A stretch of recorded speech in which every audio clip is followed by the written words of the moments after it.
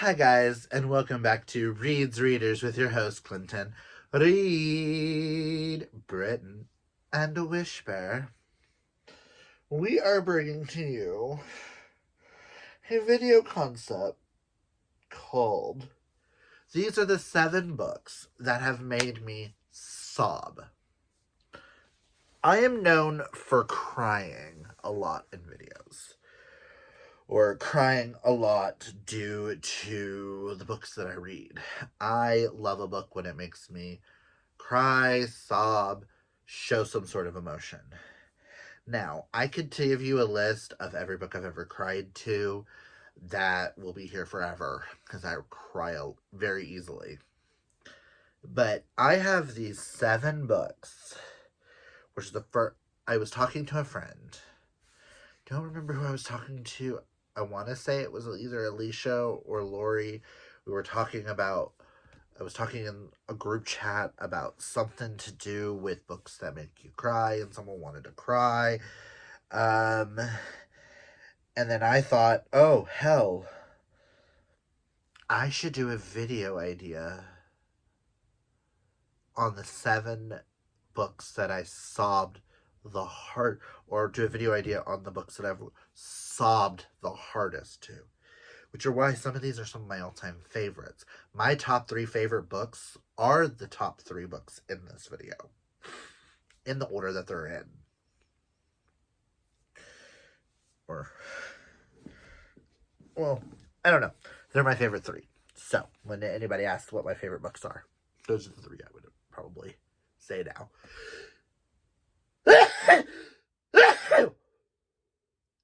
Ow. Bless me. Sorry, guys. My body decided, oh, you want to talk about crying? Let's sneeze. And hurt your side. Ow. Fat people problems. Ugh. But yeah, these are in the order of how hard I sobbed. And I could tell you different reasons on why. I think number 1, I think number 1 is the only one I really cried to due to happiness and feeling seen, if that makes sense. So, further ado, let's just get into these 7 books. And comment down below and let me know what books you think are going to make this list. I'm going to say no, Green Creek is not on this list because I did standalones. One's going to get a contemporary spinoff, and the other one has a book set in the same world, but it's not a series. So, I did 7. My 7 standalones. So, let's just get into it. In 7th place, I wanted to talk about Gravity by Tal Bauer. This is a hockey romance between Bryce and Hunter, this is a queer awakening, I should say, because they never say if they are gay or if they're bi. So I say queer awakening. And there is a scene in this book that something happens that just grips me, and to this day, thinking about it, oh, I'm already tearing up. Yes, highly recommend Gravity. Next is the only middle grade on this list.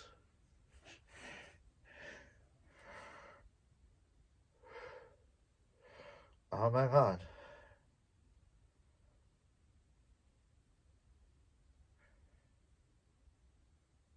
My only middle grade, and then after that's my only YA. I find that funny. But my only middle grade on this list is The Brave by James Bird. This follows, what's his name? Colin, who is a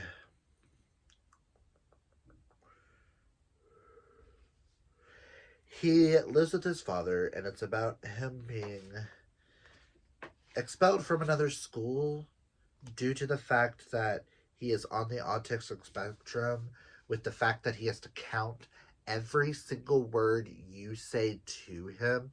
He has to say that number back to you before he can speak himself.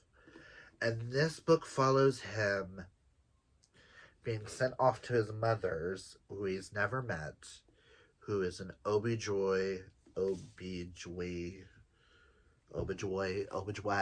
I can never pronounce it, and I apologize, James. Ojibwe Native American who lives on a reservation.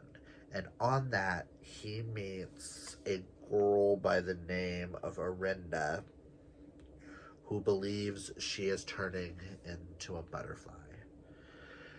This is one of the most heart-wrenching, most beautiful books I have ever read, and I highly recommend everybody pick it up. The dog,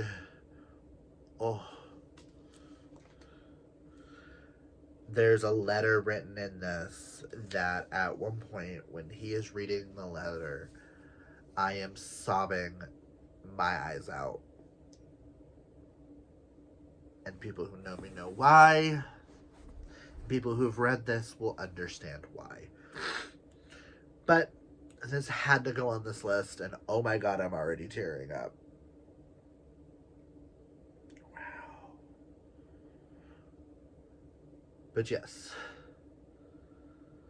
I highly recommend The Brave. Next is what I consider the first book that I truly sobbed at, that I felt comfortable enough sobbing. I know I probably sobbed through Harry Potter and a few other things, but this is the one that sticks out in my memory. It's the first standalone book that I still think about to this day, and I've read it when I first started my channel. I used to not read contemporaries unless they were queer. I still don't really read that many contemporaries unless they're adult romances or thrillers, or if they're queer. This one was recommended by Julie from Pages and Pens, and I read it during my first round I ever did of their contemporary-a-thon that they used to host. And it just gripped me. And then I've reread this book multiple times. I did it for Season-a-thon and a few other projects. But that goes The Serpent King by Jeff Zentner. Daddy Zentner. Oh. This follows three particular kids. You have Dill, who is the son of a Pentecostal minister who his mother thinks sent him to jail for what she thinks he watched underage porn on the computer when really it was his father. This also follows his two best friends, Lydia, who is who is like one of the #1 fashion bloggers in the world. And it also follows Travis, who would rather live in a fantasy novel than in real life, who dresses up as a wizard, and they're the outcasts in this small conservative town in Tennessee.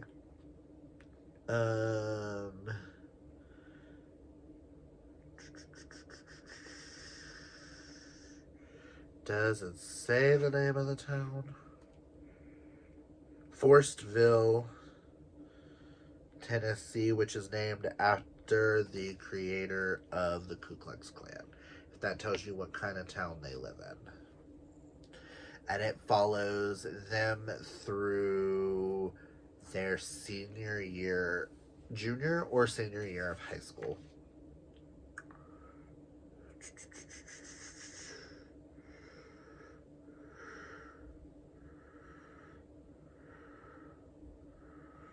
I want to say it's senior. And I do have different quotes and sections tabbed.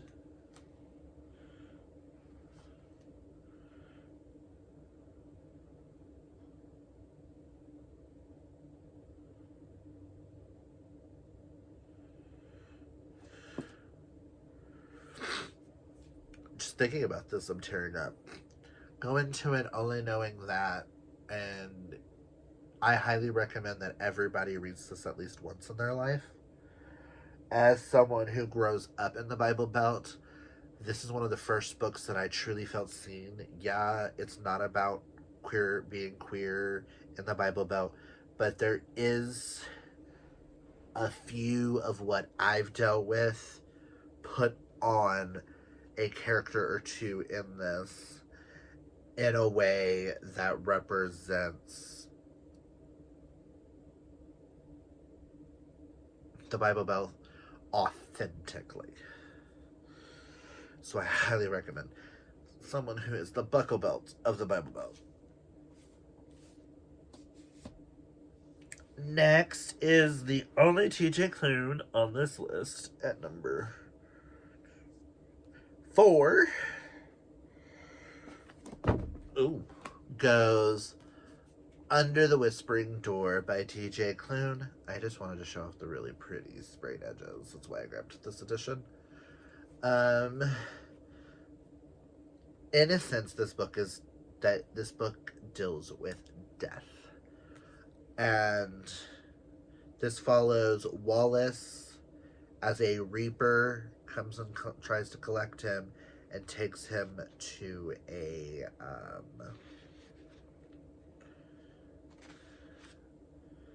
tea shop where he meets, is it Arthur? Hugo! Arthur is Cerulean Sea. I always get Hugo and Arthur backwards. And this is him coming to terms with his own life and how much he really didn't have one. There is also a side character in here that deals with a major loss and wants to find answers. And there's a couple scenes in here which had me thinking of my sister and had me bawling my eyes out. And oh my god, am I crying? I was not expecting to tear up this hard with this video. Oh. So yes, Under the Whispering Door had to be on this list. Now, my top 3 favorite books of all time. 2 you should know about. 1 is a brand new fave. And it surpassed my second favorite book of all time to be my second favorite book of all time. 2 of these are queer, 1 is not. In third place goes The Song of Achilles. And I wanted to show off this gorgeous cover that my friend Karina got me for my birthday last year. And isn't it just stunning? But it is just a regular paperback underneath.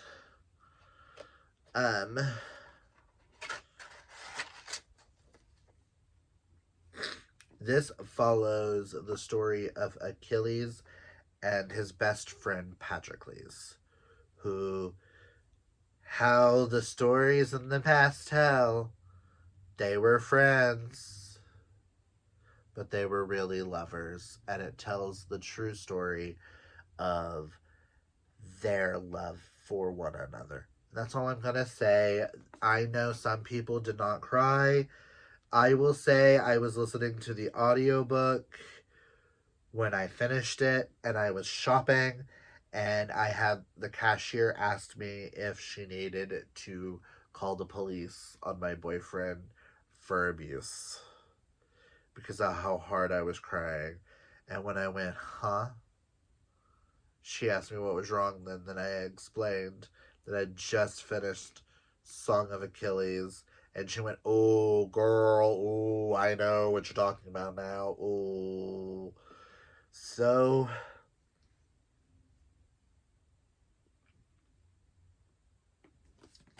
next is a book that, by all definitions, should not be a me book. If you know me, and you know my likes and dislikes, it should not be a me book. Because it is a straight, male-female, sports romance about football, and college, and life, and friends. And it gives you kind of like a Jersey Shore kind of vibes at the beginning, in the best possible way. Even though I hate Jersey Shore, but this was done in the best way possible. But this book became my favorite book of 2024 or 2023 because of how hard I cried, how hard it hit me, the emotions, the love, the destruction, the fury, the anger, the sadness, it makes you feel every emotion rolled up in one. And that is Say You Swear by Megan Brandy, which is my favorite romance book, straight romance book of all time. This follows Ariana, correct? Who is in love with her brother's best friend, and he will never return the love. And then something happens between them. She runs off. She meets Noah, who Noah ends up changing her life. And then something happens in this, followed by another gut punch, followed by another gut punch, which had me crying so hard via the audiobook, I had to pull over on the side of the road to hyperventilate.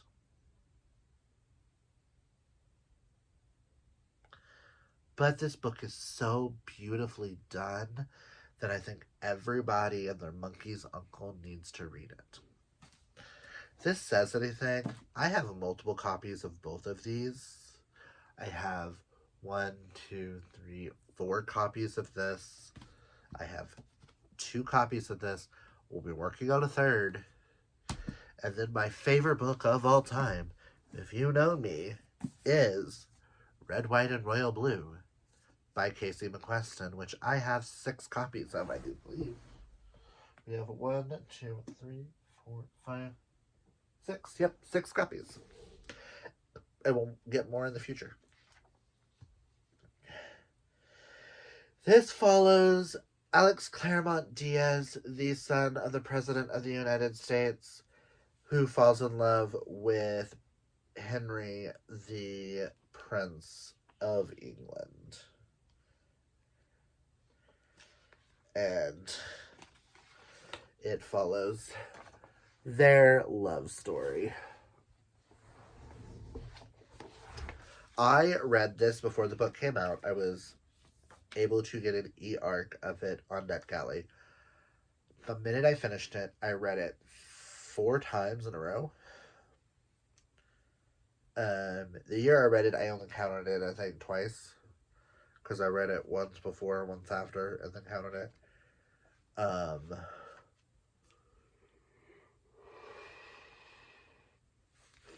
This I read during the pandemic in a time of fear.